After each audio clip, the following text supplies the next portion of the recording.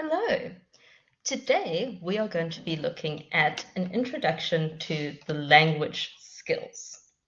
Now, there are 8 language skills divided up into 4 pairs. So, when we are teaching English, we are not just teaching the children how to read Shakespeare, how to write a creative essay, how to answer questions on a cartoon. Those skills are pretty useless. In the real world, most people are not going to be analyzing cartoons. Most people are not going to be reading Shakespeare. So a lot of the time, you're going to get students asking you, well, why are we doing this? And the reality is, we aren't teaching them to do those things. We are teaching them core English skills through those things. So, the core English skills are listening and speaking, writing and presenting, reading and viewing, and structures and conventions. So, when we make the students do an oral, we aren't just teaching them how to stand up in front of a class and tell them about a book that they have read, or in most cases, let's be honest, haven't read. So, what we are teaching them how to do is we are teaching them how to speak.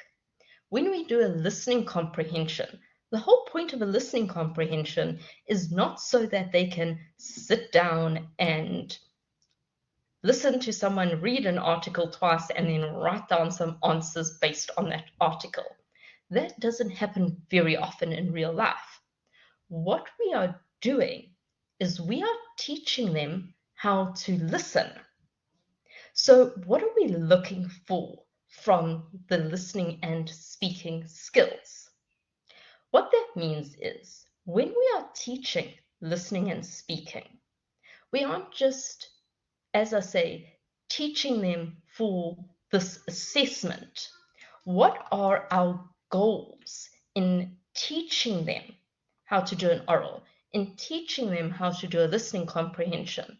Because once we know the skills that we are trying to develop, that really helps us refine our lessons and make sure that the learners aren't just learning something for the test that they're immediately going to forget. They are actually developing a skill that is going to be unbelievably important in everyday life. So, what we are teaching from listening and speaking, we are teaching learners how to collect and synthesize information. Synthesize means to take what we've learned and to create new information from it. We are teaching them how to construct knowledge. So, not just only data points, but to develop their knowledge in the world through active listening, through listening to other people, through listening to podcasts and news broadcasts and videos. How do we listen and abstract information from that? We are teaching them how to solve problems. If they are listening actively, then we are teaching them to really figure out what the next step in the problem is. And of course, to express ideas and opinions. When we send these students out into the real world, something that is incredibly important is not just being able to think, but also being able to express their thoughts so that others can understand them and that they can understand their opinions. Also, how to discern valuable information, and that is more important now than ever because we have to teach them how to listen and then decide what is valuable. and what is the important information, what extra information, and what is information that is not reliable. We are also teaching them how to formulate opinions, which once again is so important in this day and age, being able to listen to things, listen to other people, and to formulate an informed opinion. How to rephrase information. So quite often they're going to be asked by someone to explain something in a different way. And that is the skill we are teaching in our listening and speaking lessons, as well as how to show that they have understood so that they can relay the information back again. So these are incredibly important skills that we want to make sure are focused on in our teaching lessons. So when we're down to teach a listening lesson, we're not teaching them how to answer listening comprehension. That is how we assess whether they have gained these skills. Now, one of the important skills is, of course, active listening versus passive listening. And this is a technique that does need to be taught.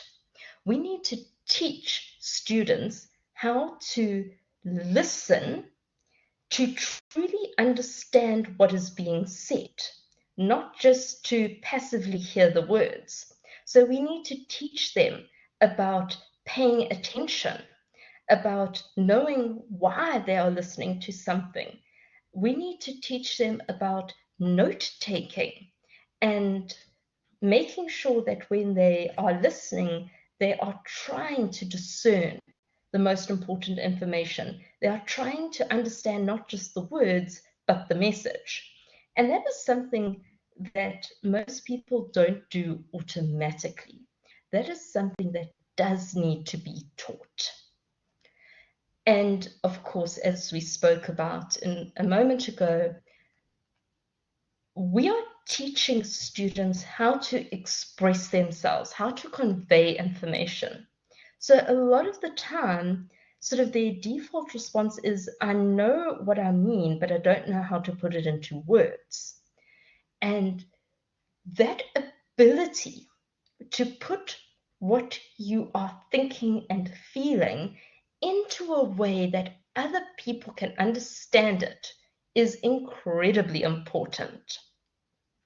Now, what I want you guys to think about are what are the difficulties that you as a teacher are going to run into when teaching multilingual students, and also what considerations do you have to make when you are teaching a diverse class? And those are the two questions I'm going to leave you with to ponder for yourselves.